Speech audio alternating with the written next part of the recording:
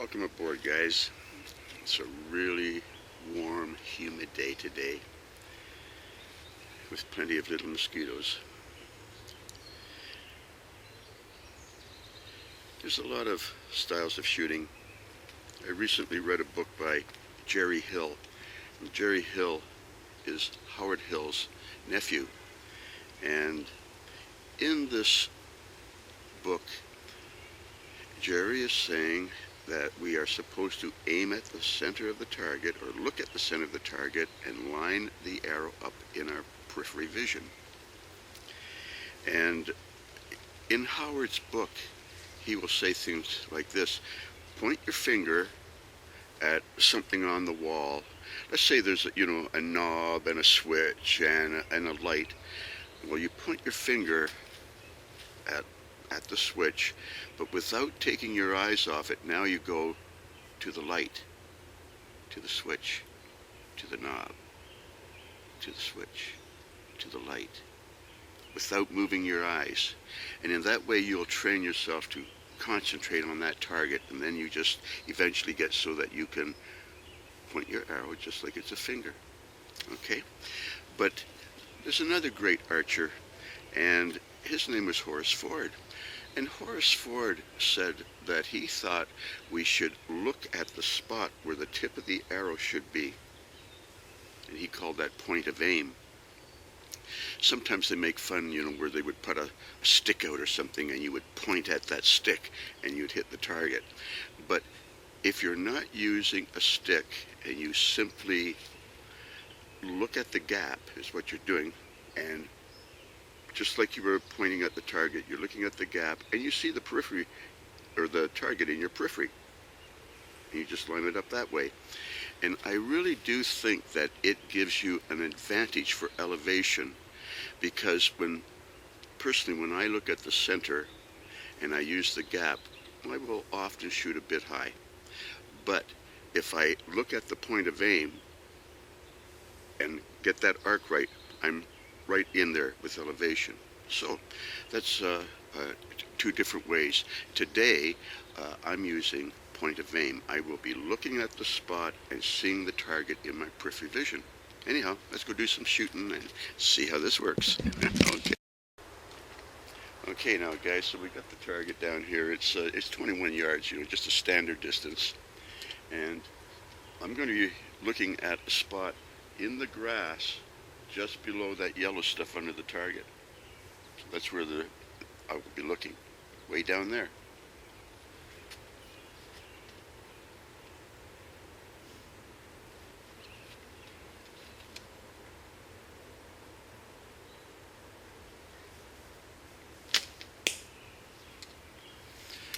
Wish I could hit them that good every time. So I'm not looking at the target. We're doing the opposite of gapping, or point of aiming, but point of aiming uses the same spot as gapping. So it's the same.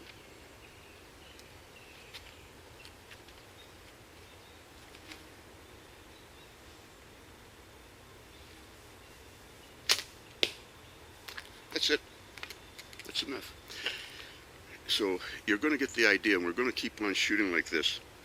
Another thing that I'm doing is, instead of holding my head to the left like I used to so that I could line up with my dominant eye, I also found in Jerry Hill's book that Howard Hill was weak eye dominant.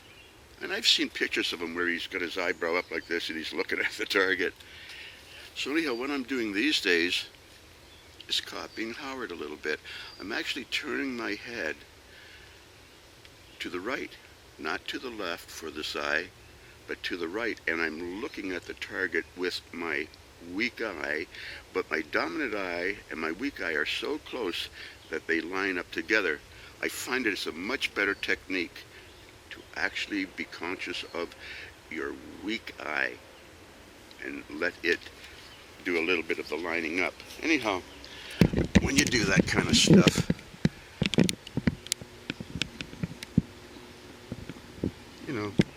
you'll get your hits. And you notice the elevation is not too bad. I just put the tip down in the grass, down in the grass. That's where the tip was, right down there, and the arc took it in there, and at the right elevation. I didn't shoot over the target. That's point of aim. Back in a minute. Okay, guys. You know, when you reach out and fully extend your arm. But when you do, watch how, you see how it goes down just a little tiny bit? So I'm not really setting my shoulder low, but if you reach out far enough, your shoulder will set, and you can get fairly good bone alignment. So I'm not a big fan of bending my elbow anymore.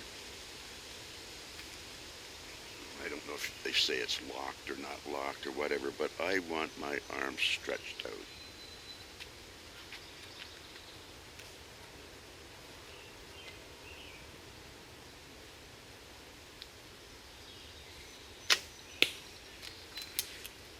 Stretched out. Bone alignment.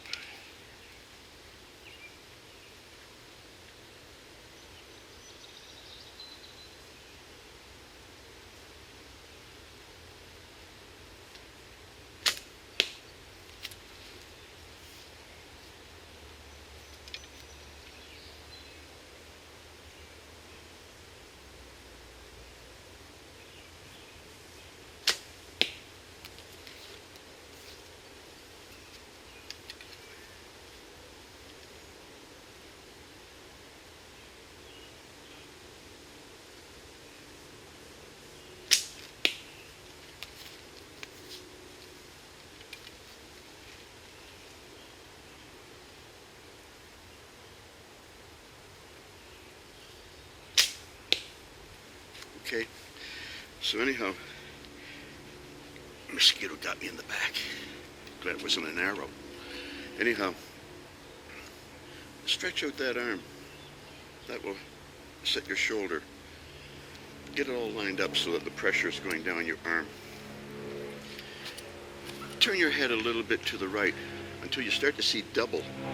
That's because you're seeing the vision from this eye and the vision from that eye, and they're overlapping a little bit. But get so that you're doing it, because when you do that, you can tell when your arrow is lined up with this guy, and of course, this guy's already on it. Okay, so a little double vision,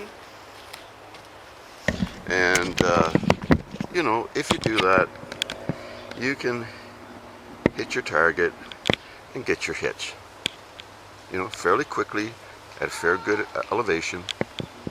If that was a deer, you'd be eating. Back in a minute.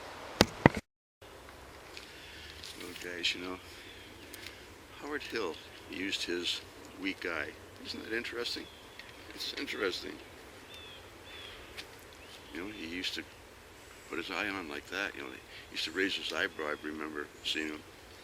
But we're seeing him in a movie. But anyhow.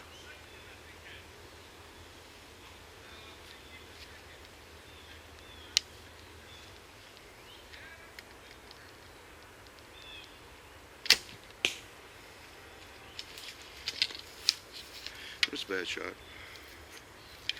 4 inches off to the left.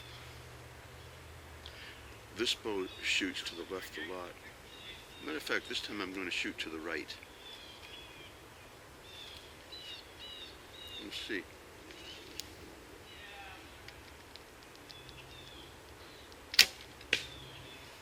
Isn't that weird? There's a thing that you can do in archery. When I was a kid, I had a 22, and the 22 used to shoot to the left. I didn't know that, you know, like I put up a cardboard and I shot and all my bullets were over this way. So as a kid, I simply aimed a little bit on the right and I would hit the target, and I just knew how to do it. Anyhow, I've noticed that this bow is fine for shooting, but when you're trying to shoot really accurately, it does shoot slightly to the left. So I just took a shot, and I'll show you. This is kind of a laugh, but this explains off-center shooting. So anyhow, I took a shot and I hit the left. So I deliberately held my point so that it was about half on and half off the little cup. In other words, I held it to the right. Wango, tango. So that is a valid thing to do. If you find you're shooting left, you can aim right a little bit. Okay?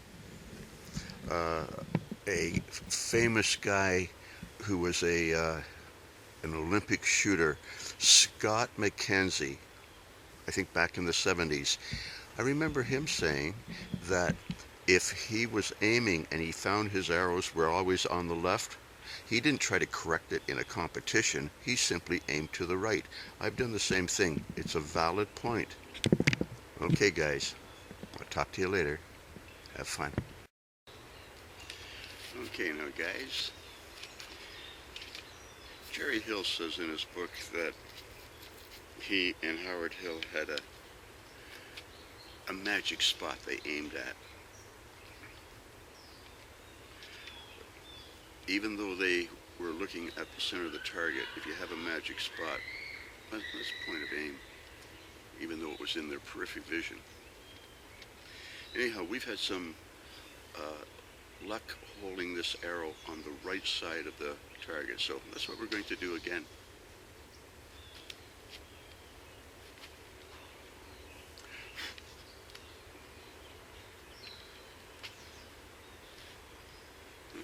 The handicap mosquito.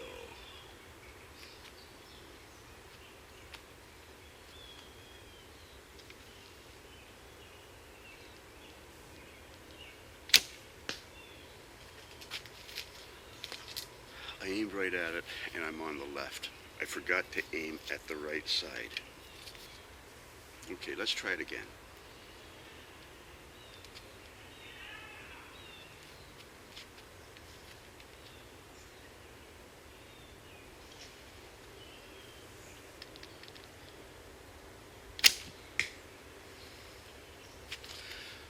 Okay, so same thing. Uh, took a shot right on, slightly left. Took a shot slightly right, and right on. So this is a technique. Now, if you're shooting at a deer or something, this doesn't matter, right? If you're off by an inch or two, big deal. But here we can see another example of a bow that is shooting slightly left and being compensated for. So let's just scoot in here. And there's our hits. You can see one went slightly left, and when I held the tip slightly right, we wonked it. This is a valid technique if you have to shoot this way, because shooting around the handle of a longbow, it's no mean trick.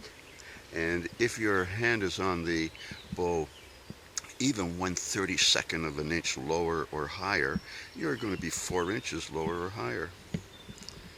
Anyhow, have fun. Back in a minute.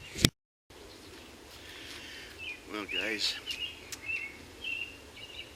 seeing that we know that the bow is shooting slightly to the left, another thing you can do is just aim along the left side of your arrow. That puts the arrow more to the right. Stuff like that. It's just knowing your equipment. But basically, I'm just blurring up my eyes so I can see it looking along the arrow. And I'm looking at everything in my peripheral vision. Ooh, that was nice. So if you're not looking at a little small thing like a cup, and you have a big thing like a kangaroo, Jono? Then you can just aim slightly to the right. See, so the eye goes, the weak eye goes on, looking along the arrow.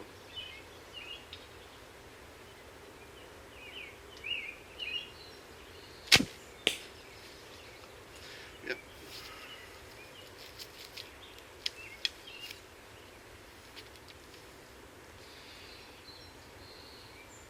bigger target, you can do this kind of thing.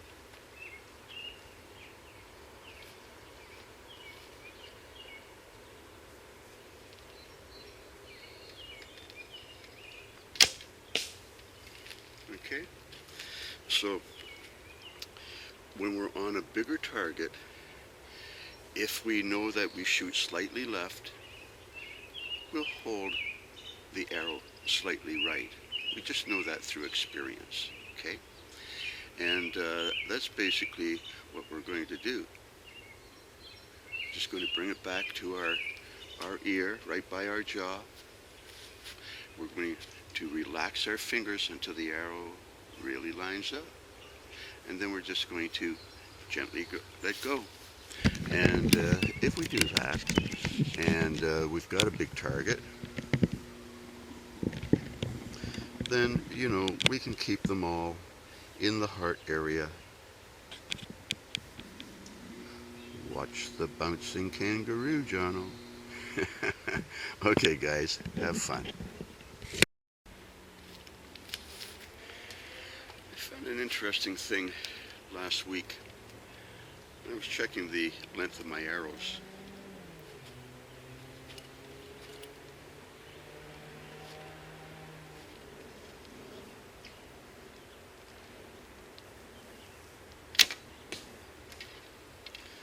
And what I found was that when I took this 43-pound bow and I drew back an arrow that I had little marks on so I could measure it, when it came back to 27 3/4, it touched my finger.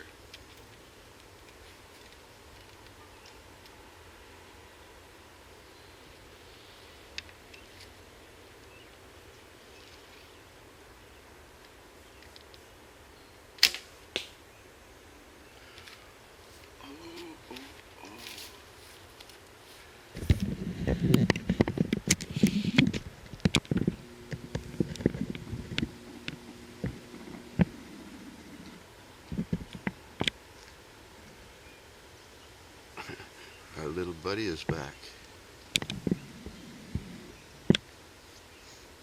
Yeah.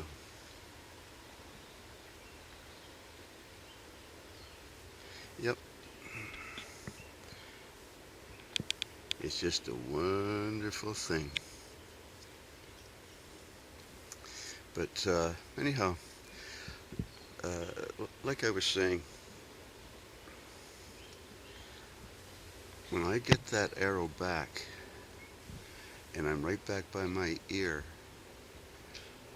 I relax my upper body and in particular my fingers from the second knuckle to the tip. That's where it rotates slightly. And when I do that, I'll get some hits. And those are hits. Okay. A little more fun with the rabbit than shooting. Oh yeah. You like your fleas, buddy? Huh? Bite your fingernails? What are you doing? Yeah. Mother Nature, she's a wondrous thing.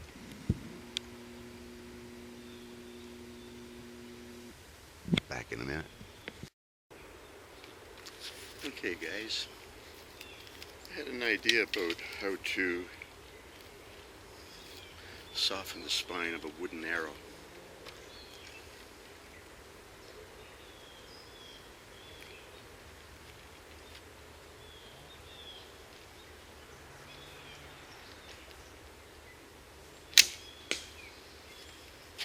Let it float.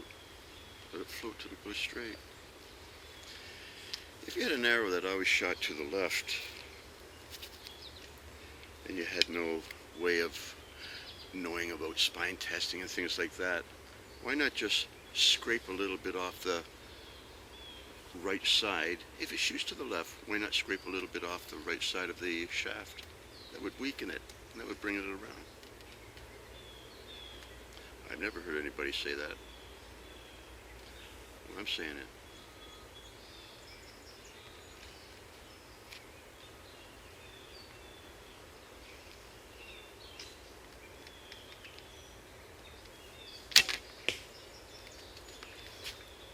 it float until it comes on.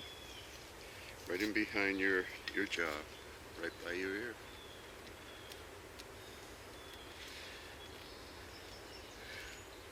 Yeah, weaken the arrow by sanding on one side.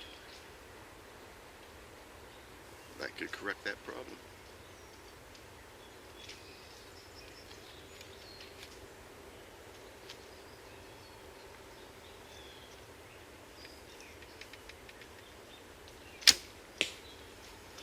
Okay, I think that might be a good idea. If you were a tournament shooter 800 years ago, and you knew that a particular arrow was always a little left, then if you sanded it or planed it down on one side slightly, that would weaken it. That would bring it around, wouldn't it? It's not a bad idea. I guess we could still do it with wooden arrows too. Might be a neat little experiment. Anyhow, when you keep on thinking about things to do, you'll get some hits.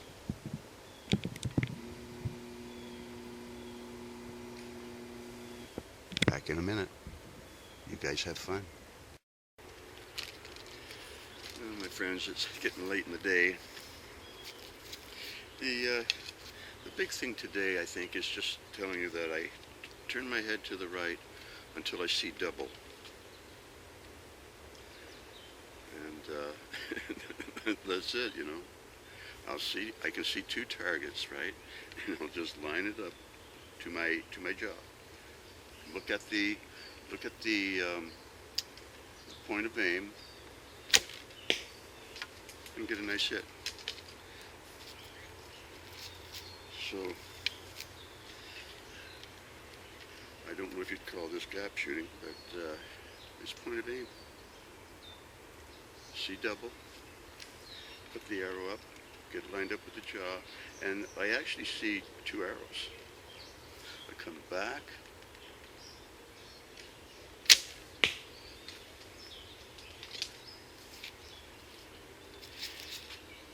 it is harder to hit the target when you're talking. But again, I'll get that double vision or split vision, roll the arrow on, look along the arrow, get it back, and it's crooked, so I straighten out my fingers and got a deadly good hit. You've always got to ask, where's that arrow pointing? And then you relax your fingers until it points at the target. Okay, so eyes, arrow, point of aim, get it back there, and I hit it, but I hit it on the left side, so we'll just put this one into it, and I'm not talking this time, just not going to talk.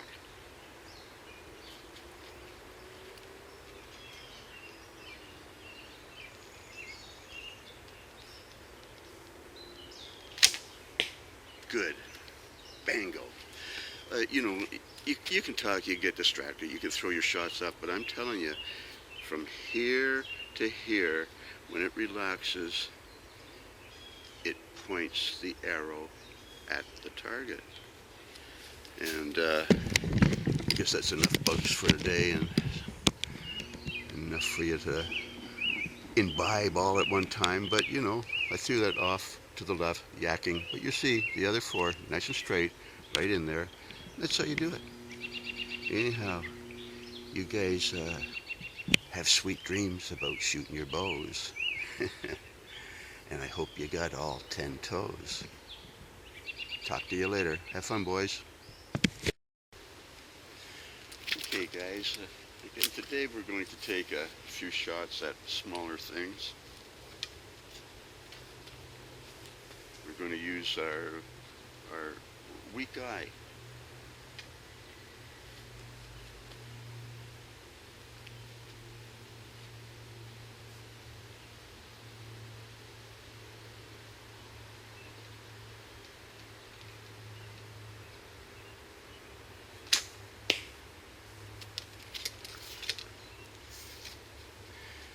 see that the bow is being held fairly vertical.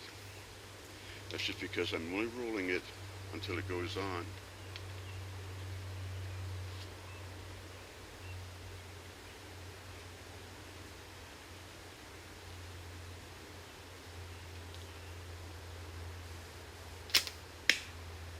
Okay, so something that I'll show you is, in this case, I've told you before about the center line. Draw a center line on the target. I'm turning my head to the right so that my left eye is focused on the target. Now listen, if you're looking straight at the target and your head is square on, that's great. But what we're doing is looking at the target down this line. And to get on that line, we need to turn our head to the right. When we turn our head to the right, even my weak eye is looking along the arrow. But of course, the dominant one is too. But it gets the two of them on the same line. Okay, so that's a real big help to get that eye on. And then I just roll the bow until the arrow looks straight. And even at these smaller things, you can see that, it's difficult, but you can hit a squirrel. Not every time. Howard Hill said something like, for every rabbit or squirrel that he shot at 30 yards, he shot dozens at 10 or 15 yards. So it does get difficult, but anyhow, it can be done. Okay, we'll be back in a minute. Okay, guys, so in this style, we don't touch an anchor. Our hand floats in behind our jaw, right by our ear.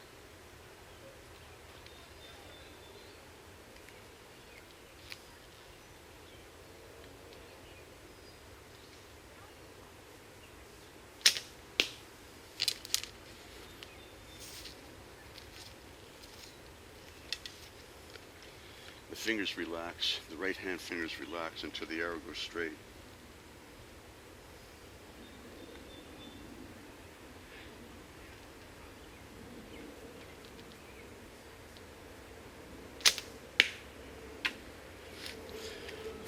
And, that's what you got to do. You've got to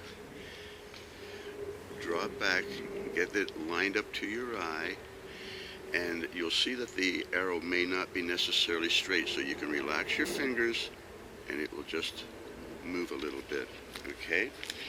And it's an important thing to do. Now, when you're shooting fast, you're not going to do that, but relaxing the fingers and allowing the arrow to line up, once you get used to it, that's the final aim, is doing that, So one popped off on the right, but you can see I can't hit it every time, a little thing like that.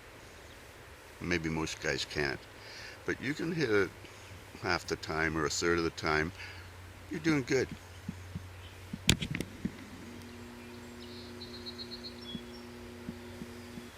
Back in a minute.